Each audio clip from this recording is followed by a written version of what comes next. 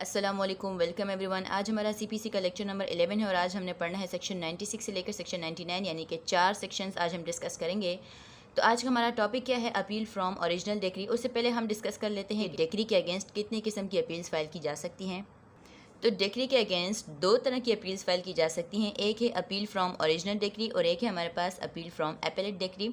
इससे relevant provision हमारे पास कौन सा है? सेक्शन 96 से लेकर सेक्शन 99 और इसके अलावा ऑर्डर 41। जबकि अपील फ्रॉम एपेलेट डिक्री से रेलेवेंट प्रोविजन हमारे पास कौन से? सेक्शन 100 से लेके 103 और ऑर्डर हमारे पास है 42। चार सेक्शंस इससे रेलेवेंट है, चार सेक्शंस जो हैं एपेलेट डिक्री से, अपील फ्रॉम एपेलेट डिक्री से रेलेवेंट है।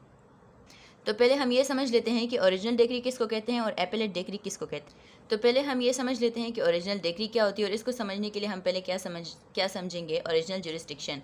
तो जुरिस्डिक्शन लफ्ज़ किसे कहते हैं? जुरिस्डिक्शन का मतलब होता है दायरा अख्तियार, यानी कि कोर्ट की पावर किसी भी मैटर को सुनने के लिए, power of the court to adjudicate any matter या power of the court to decide any matter. Court का अख्तियार कि वो किसी मैटर को सुने, वो क्या कहलाता है? कोर्ट का जुरिस्डिक्शन। तो जो कोर्ट का जुरिस्डिक्शन है वो किस किस्म का हो सकते हैं? ओरिजिनल भी हो सकते हैं, एपेलेट भी हो सकते हैं। पहले हम ओरिजिनल जुरिस्डिक्शन को डिस्कस करते हैं कि ओरिजिनल जुरिस्डिक्शन किसे कहते हैं। Power of court to hear a case for the first time. कोई भी कोर्ट जब किसी केस को फॉर द फर्स्ट टाइम सुनता है तो हम क्या कहते हैं? The court is exercising its original jurisdiction, या कोर्ट उस केस को अपने ओरिजिनल जुरिस्डिक्शन में सुन रहा है। फॉर द फर्स्ट टाइम का क्या मतलब है? कि आप अपना suit for the first time जिस कोर्ट में लेकर आते हो और वो कोर्ट उस मैटर को सुनता है फॉर द फर्स्ट टाइम, तो इसे हम क्या कहते हैं? The court is exercising its original jurisdiction. Suit किस तरह इंस्टीट्यूट होता है? By the presentation of plaint. तो जब किसी कोर्ट में प्लेंट लाई जाती है, सूट इंस्टीट्यूट होता है, कोर्ट उस मैटर को सुनता है, उस मैटर के ऊपर एडजुडिकेशन करता है, उसके ऊपर डिसीजन देता है। तो जो कोर्ट के जो डिसीजन है वो क्या कहलाता है? डिक्री। तो जब कोई कोर्ट ओरिजिनल जुरिस्डिक्शन एक्सरसाइज करके किसी मैटर को एडजुडिकेट करता है, उसके ऊपर डिसीजन देता है, तो वो जो डिक्री होती है जो पहली बार आती है वो क्या कहलाती है? Original decree. ओरिजिनल जुरिस्डिक्शन क्या है? जब किसी केस को फॉर द फर्स्ट टाइम सुना जाए, फॉर द फर्स्ट टाइम सुन के जो उस सूट के अंदर जो डिसीजन आता है, जो डिक्री आती है, उसे हम क्या कहते हैं? Original decree. तो ये जो ओरिजिनल डिक्री है, इसके खिलाफ जब आप अपील फाइल करते हो तो वो क्या कहलाती है? Appeal from original decree. ठीक है। तो पहली बार जो सूट में डिसीजन आता है, जो डिक्री आती है, उसके खिलाफ जो आप अपील प्रेफर करते हो वो क्या कहलाती है? Appeal from original decree. और इसी को हम क्या कहते हैं? First appeal. ठीक है।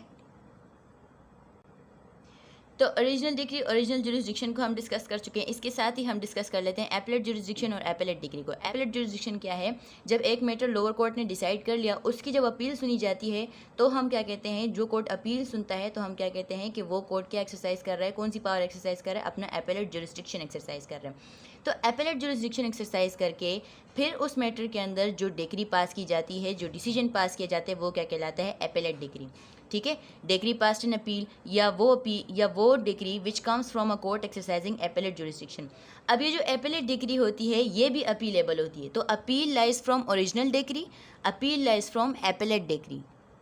ठीक है। तो यही चीज़ें यहाँ पर हमने डिस्कस की हैं कि अब डिक्री से कितनी अपील्स हो सकती हैं? दो अपील्स हो सकती हैं। एक है अपील फ्रॉम ओरिजिनल डिक्री, यानी जब किसी सूट को फॉर द फर्स्ट टाइम सुना जाएगा, फिर जो डिक्री आएगी उसके अगेंस्ट जो अपील फाइल की जाती है वो क्या कहलाती है? Appeal from original decree. और इसी को हम क्या कहते हैं? First appeal. जिससे रेलिवेंट प्रोविजन कौन सा? सेक्शन 96 से लेकर 99, ऑर्डर 41। फिर जो फर्स्ट अपील के अंदर जो डिक्री आती है उसको हम क्या कहते हैं? Appellate decree.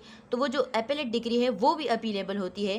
तो जब उसके खिलाफ अपील फाइल की जाती है तो हम उसे क्या कहते हैं? अपील फ्रॉम एपेलेट डिक्री, जिसको सेकंड अपील भी कहा जाता है। इससे रेलेवेंट प्रोविजन 100 सेक्शन से लेके 103 और रेलेवेंट ऑर्डर कौन सा? ऑर्डर 42।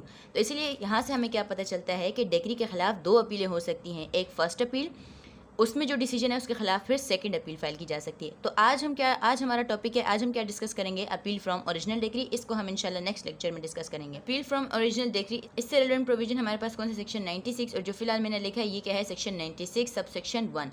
ये क्या कहता है? An appeal shall lie from every decree passed by any court exercising original jurisdiction to the court authorised to hear appeals from the decision of such court. यानी कि अपील हर decree के खिलाफ हो सकती है। Shall lie from every decree, यहाँ से आपको पता चल गया कि जब भी कोई डिसीजन डिक्री कहलाता है तो वो हर डिक्री अपीलेबल है। हर डिक्री के खिलाफ आप अपील फाइल कर सकते हो, स्टेट्यूट जो है आपको अलाउ करता है। पास्ड बाय एनी कोर्ट, कौन से कोर्ट ने डिक्री पास की हो? Exercising original jurisdiction. किस कोर्ट ने ये डिक्री पास की है? जो कोर्ट ओरिजिनल जुरिस्डिक्शन एक्सरसाइज कर रहा था, वो अभी हम पहले डिस्कस कर चुके हैं।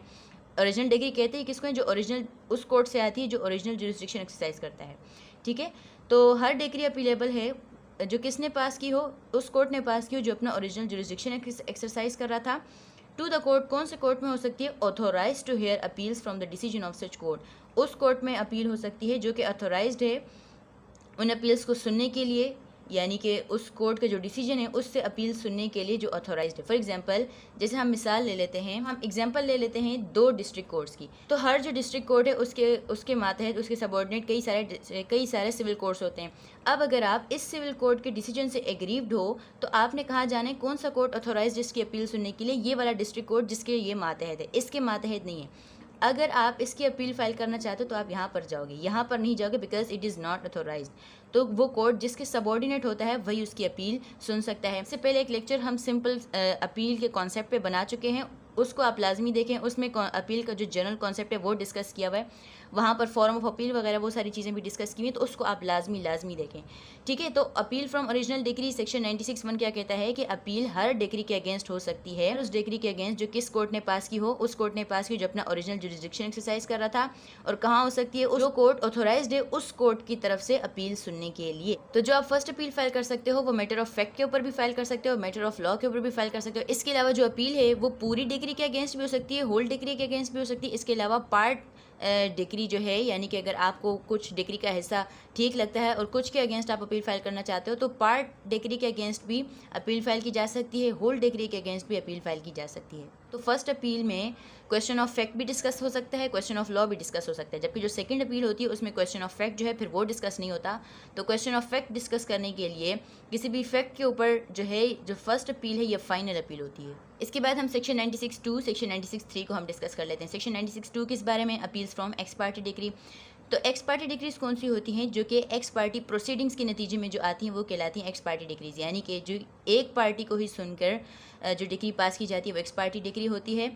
तो यहाँ पर क्या है, जिस शख्स के खिलाफ एक्स पार्टी डिग्री आती है, शख्स भी उस डिग्री के खिलाफ अपील फाइल कर सकता है। ठीक है, तो सेक्शन 96(2) क्या परमिट करता है? अपील का राइट देता है एक्स पार्टी डिग्री के अगेंस्ट भी। सेक्शन 96(3) क्या कहता है? सेक्शन 96(3) अब ये क्या है? एक्सेप्शन है सेक्शन 96 का जो रूल है उसके लिए, क्योंकि सेक्शन 96 जनरली क्या कहता है? Appeal lie from every degree. लेकिन सेक्शन 96(3) क्या कहता है कि जो कंसेंट डिग्री होगी, यानी कि जो पार्टीज़ की मर्जी से जो डिग्री आती है।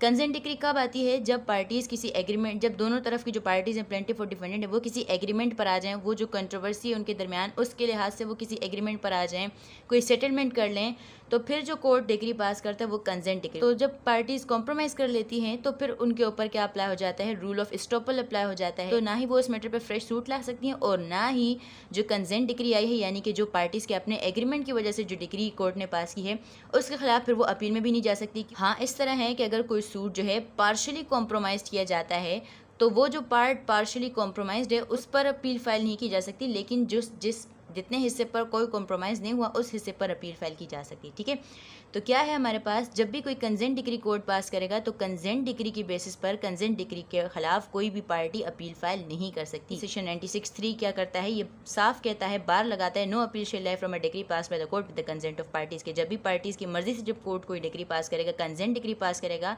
तो उसके खिलाफ अपील फाइल नहीं की जा सकती। अच्छा, जैसे कि हम शुरू में डिस्कस कर चुके हैं सेक्शन 96 में कि appeal lies from every degree, her degree के अगेंस्ट अपील फाइल हो सकती है। तो अपील की 3 काइंड्स होती हैं, preliminary degree, final, partly preliminary, partly final. तो हर एक के खिलाफ अपील फाइल कर सकते हो। सेक्शन 97 क्या कहता है कि जब आप प्रिलिमिनरी डिग्री के खिलाफ अपील फाइल नहीं करते हो तो जब फाइनल डिग्री आती है उसके खिलाफ जब अपील फाइल कर सकते हो, वहाँ पर प्रिलिमिनरी डिग्री को आप डिस्कस नहीं कर सकते। तो जब अगर प्रिलिमिनरी डिग्री अगर आ जाती है उसके खिलाफ अपील फाइल नहीं की जाती, तो जब वो मैटर ख़त्म हो गया, फाइनल डिग्री आ गई, फिर फाइनल डिग्री के खिलाफ जब अपील फाइल करेंगे तो वहाँ पर ये डिस्कस नहीं किया जाएगा कि प्रिलिमिनरी डिग्री में ये इशू था, वो इशू था। तो वहाँ पर ये चीज़ें डिस्कस नहीं की जाएंगी कि प्रिलिमिनरी डिग्री इनकरेक्ट थी या कुछ भी था, वो सारी चीज़ें थी। तो यहीं पर एक और चीज़ भी डिस्कस कर लेते हैं कि जब कोई भी शख्स प्रिलिमिनरी डिग्री के खिलाफ अपील फाइल करता है तो अगर वहाँ पर उस डिग्री को चेंज कर लिया जाता है, उसमें कोई वेरिएशन की जाती है अपील में, तो उस प्रिलिमिनरी डिग्री के ऊपर बेस्ड करके अगर कोई फाइनल डिग्री जो लोअर कोर्ट है पास करता है तो वो जो फाइनल डिग्री पास होती है फिर ऑटोमेटिकली फॉलो हो जाती है, उसकी ऑटोमेटिकली फिर कोई भी वैल्यू नहीं रहती। तो सेक्शन 97 सिंपली आपको क्या बताता है, क्या गाइड करता है? जो शख्स भी प्रिलिमिनरी डिग्री से एग्रीव्ड है तो उसे उस डिग्री के खिलाफ अपील फाइल करनी चाहिए। और अगर वो प्रिलिमिनरी डिग्री के खिलाफ अपील फाइल नहीं करता तो जब फाइनल डिग्री आती है, फाइनल डिग्री के खिलाफ वो अपील फाइल करता है, तो वहाँ पर वो प्रिलिमिनरी डिग्री की करेक्टनेस को या उससे रिलेटेड उसमें जो मैटर्स डिस्कस हुए हैं उनको वो चैलेंज नहीं कर सकता, वहाँ पर वो चीज़ें डिस्कस नहीं होंगी।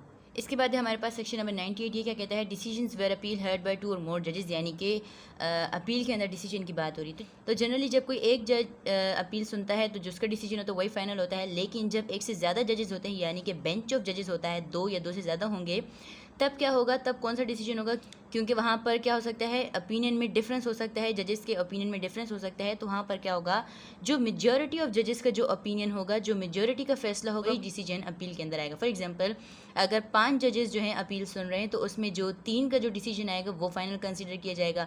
इसी तरह अगर 3 का बेंच, 2 का जो डिसीजन, तो जो मेजॉरिटी का डिसीजन आएगा, फॉर एग्जांपल 2 का जो डिसीजन आएगा वही फाइनल समझा जाएगा। फिर इसी में सेक्शन 98 में, अच्छा ये काफ़ी बड़ा सेक्शन है तो मैंने यहाँ पर लिखा नहीं, आप बैरक में साथ देख सकते हैं, मेजॉरिटी का डिसीजन आता है वही फाइनल समझा जाता है। लेकिन अगर इस तरह होता है कि किसी अपील में कि मेजॉरिटी का वो डिसीजन नहीं आता तो जो ओरिजिनल डिग्री है वो फिर कंफर्म समझी जाएगी। ये कहाँ पर लिखा है, सेक्शन 98(2) में। फिर यही सेक्शन नंबर 98 आपको क्या बताता है कि जब जो अपील है वो कौन सुन रहा है, 2 जजेस सुन रहे हैं, 2 जजेस का बेंच सुन रहा है, तो अगर उन दोनों का डिफरेंस ऑफ ओपिनियन होता है on the point of law के किसी पॉइंट पर वो डिफर होते हैं, तो वो जो कोर्ट है, फॉर एग्जांपल हाई कोर्ट है, ये हाई कोर्ट के अंदर हम फॉर एग्जांपल हम ले लेते हैं 7 जजेस हैं, 2 जजेस जो हैं वो इस अपील को सुन रहे हैं, अगर वो ओपिनियन में डिफर करते हैं तो ये दूसरे जो जजेस हैं उस कोर्ट के अंदर जो दूसरे जजेस हैं उनसे वो मैटर रेफर कर सकते हैं। फिर जो डिसीजन जो मेजॉरिटी का आएगा वो डिसीजन फाइनल समझा जाएगा। ठीक है, तो सेक्शन 98 सिंपली क्या कहता है कि जब एक से ज़्यादा जजेस यानी कि बेंच ऑफ जजेस कोई अपील सुनेंगे तो जो मेजॉरिटी का डिसीजन होएगा वो फाइनल समझा जाएगा, और अगर कोई मेजॉरिटी नहीं आती तो फिर क्या होगा, जो डिग्री है उसे ही कंफर्म समझा जाएगा। और अगर किसी मैटर को 2 जजेस सुन रहे हैं और अगर किसी पॉइंट ऑफ लॉ पर उन दोनों का एक दूसरे से डिफरेंस है तो वो बाकी जजेस से वो मैटर रेफर कर सकते हैं और फिर जो मेजॉरिटी का डिसीजन आएगा उसे फाइनल समझा जाएगा। बाद लास्ट सेक्शन हमारे पास कौन सा, सेक्शन 99, ये क्या कहता है, no decree to be reversed or modified for error or irregularity not affecting merits or jurisdiction. तो ये एक रूल बताता है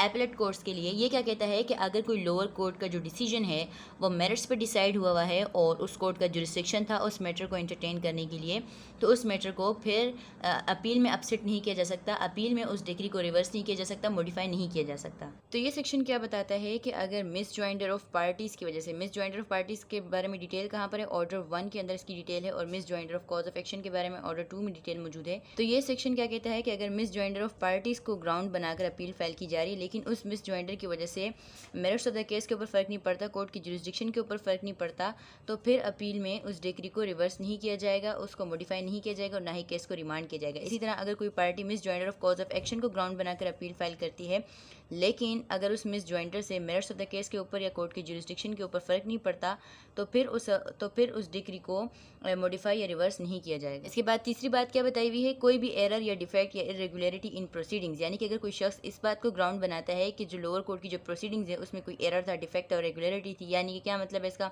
क्या प्ली ली जा सकती है, जो कोर्ट ने प्लेंट एक्सेप्ट की थी वो किसी हॉलीडे को एक्सेप्ट की थी, या जिस कोर्ट ने ये मैटर सुना है उससे लोअर कोर्ट ये मैटर सुन सकता था तो हायर ग्रेड वाले कोर्ट ने मैटर सुना है। तो ये वाली जो चीज़ें हैं, ये छोटी मोटी जो चीज़ें हैं, इनसे केस के मेरिट्स के ऊपर फ़र्क नहीं पड़ता, ना ही कोर्ट की जुरिस्डिक्शन के ऊपर फ़र्क पड़ता है। तो अगर इस तरह की प्लीज़ ली जाती हैं, इस तरह के ग्राउंड्स को उठाए जाते हैं अपील में, तो जो एपेलेट कोर्ट है वो ऐसे ग्राउंड्स की वजह से किसी भी डिग्री को, ऐसे टेक्निकल ग्राउंड्स की वजह से कभी भी डिग्री को रिवर्स नहीं करेगा और ना ही मॉडिफाई करेगा और ना ही केस को रिमांड करेगा।